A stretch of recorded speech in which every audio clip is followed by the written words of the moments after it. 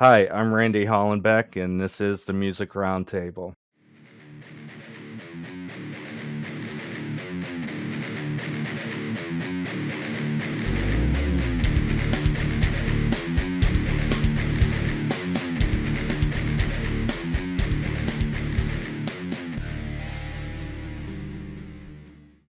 Today on the show, we have Corey James from industrial alternative metal band Carbonstone. What's up?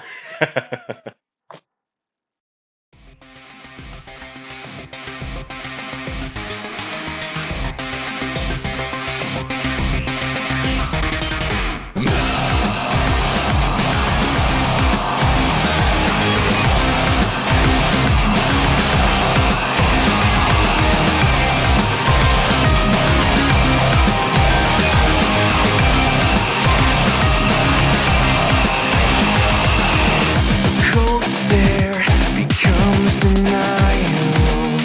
I know you're telling lies. Can't hide behind that smile. Fuck you and your disguise. I wanted to get in some of your history, how you got into music, what age, and what age did you like start playing guitar and stuff?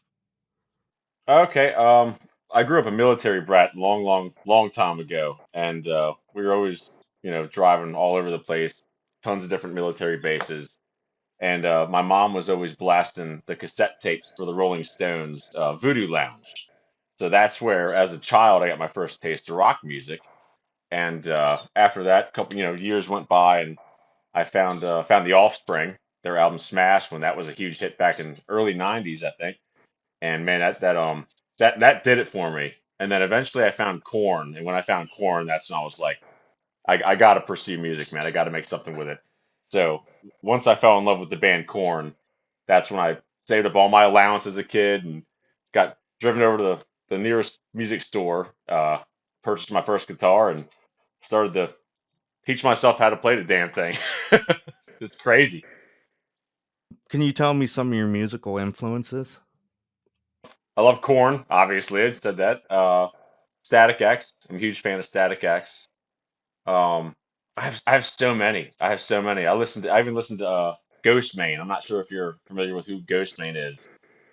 He's trap artist. Lot of weird industrial kind of rap and stuff, but which is completely out of my ballpark. When I tell people that, they're like, "Really?" I'm like, "Yeah."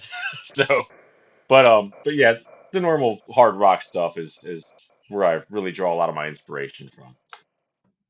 How did the band form?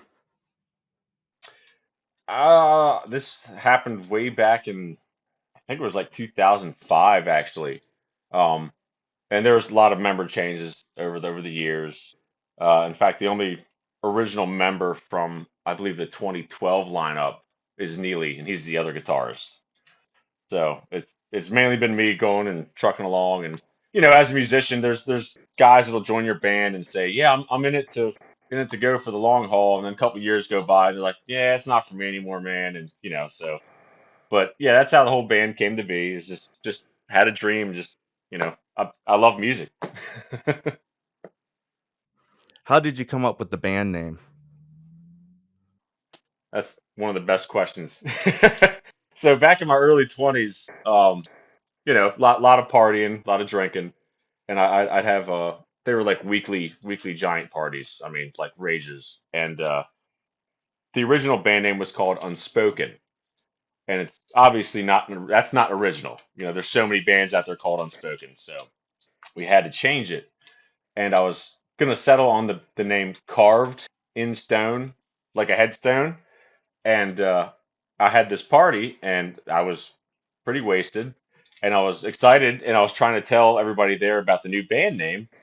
And when you say carved in stone with good 12, 13 beers in your system, it can slur out as carbon stone. So I said that, and the person I told it to, they said, "Carbon stone? That's pretty cool, dude." I was like, "Wait, what'd you just say?" And that's literally how the band name happened, man.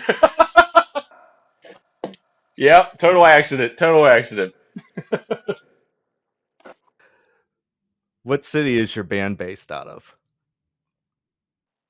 Baltimore, Maryland.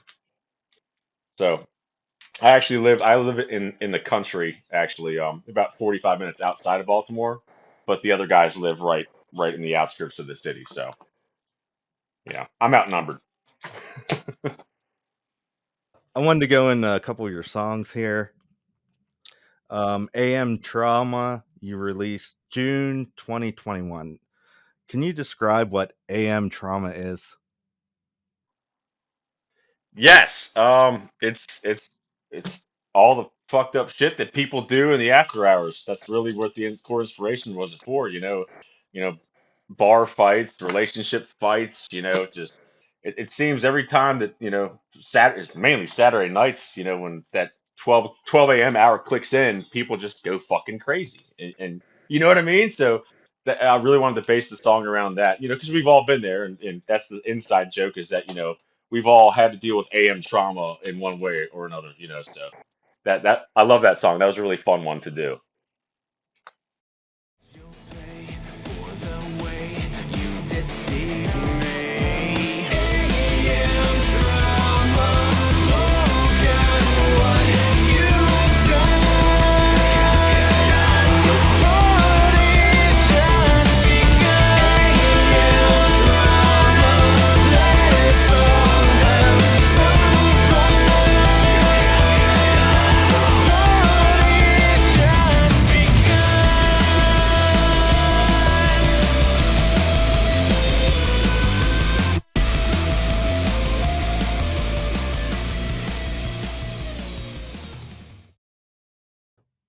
You released Vertigo in December 2019, and there's some lines in the song. It says, "You wear the scars you can't erase, can't recognize your face. There's nowhere left to hide." Can you describe how you came up with that?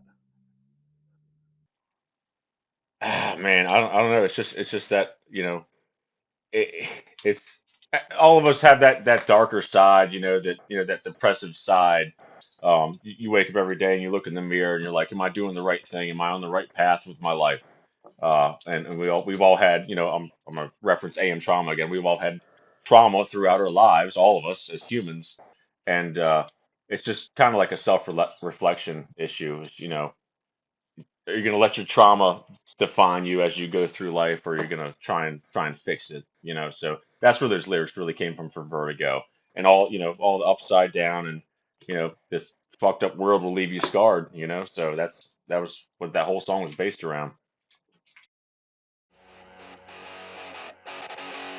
You wear the scars you can't erase, can't recognize your face. There's nowhere left to hide because they failed you, please. I've fallen to my knees to stay alive. You guys just released Scream March 2022, and I want to reference some more lyrics in this song. On the second verse, it says, "I know it's been a while since you've been put in place, so I'm here to remind you that you don't mean anything." Can you tell me a little story about that? Yes, Scream. It's so funny because we did the whole Dark Matter album all last year, and we put that out on October 29th. And then that inspiration bug hit me again. I sat down and started writing that song, and I'm still getting yelled at by fans like that should have been on Dark Matter. That should have been on the album. But so that song's loosely based. It's kind of like an anti-hater anthem. We all have haters. Everybody's got a hater. There's somebody that doesn't like you or doesn't like what you're doing with your life or da da da da. Da. So that's where it is. I'm here to remind you that you don't mean anything. That's you speaking to whatever is against you in your life and trying to stop you from being who you want to be and do what you want to do. So that's literally what that core part of that lyric is. So fuck them, whoever they are. You know. Yes. I know it's been a while since you've been put in place. So I'm here to remind you, you don't mean anything. Hold me under till I barely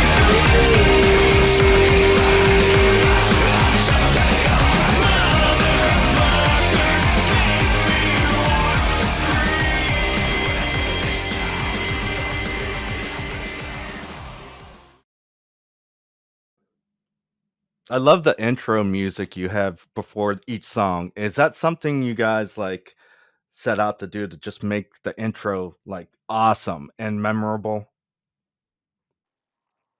Yes, because I'm a huge fan of addicting songs. You know, when I'm listening to something on the radio or something, you have for me, I'm so picky that you have like 20 seconds to pull me in.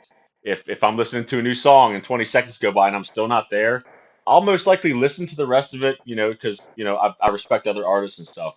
But I really feel like those first 20 seconds, man, that is like you have to grab your listener, and especially if they're brand new, you have to grab them. So we're really picky when we're writing and recording in the studio. Like, nah, that's not good enough. Let's dissect that again and try it again. So but yeah, so 20 seconds in, man, that's it. Because I've noticed, like, I reference those songs, and those intros stick out so much that I just had to ask you that. That's awesome. I appreciate it. Thank you. That's the first time I've been asked that question, so really cool. What do you guys got planned for the rest of 2022? We have a really big show we're about to play this upcoming Saturday. That's going to be in Hanover, Pennsylvania. It's a big music festival with Flaw, Tantric, and Jimmy's Chicken Shack. So we're looking forward to that. After that, we got a show in late July with a band out of Los Angeles called Dawn of Ashes. So they're a really crazy gothic industrial band, and they're coming through to Pennsylvania. So we're gonna link up with them. And outside of that, we're writing new music as we're going along, and just trying to take any shows we can. Tours kind of been, we've had tour talk, we've had tour offers, but nothing's really lined up for us, unfortunately, because there's still the whole COVID shit going on in the world and everything like that. I hate saying that. We've been saying that for years, but you know what I mean. So, just kind of playing it by ear, just kind of still riding the Dark Matter album, but we're writing new music as we're having this conversation. So, So you figured there might be another single out before the end of the year? yes, yep, yep. That's the goal. How can we get a hold of you guys? Facebook, Instagram, Twitter? Yep, Facebook, Instagram, Twitter. We're really it's mainly me, but I'm really, really active on social media, on all the social medias. In fact, I just did giant social media updates right before I logged on to here with you. So, um, and we have a Facebook group. It's called the Carbonstone Traumatics. And we're pretty much active daily in there too with all the fans and everything. We do like challenges and contests and giveaways and stuff. So you gotta have fun, man. You have to interact with your friends, your family, your fans. It's all intertwined. You can't do music and not interact with people. You just can't. And I hate when I see other bands do that. Drives me insane. Insane.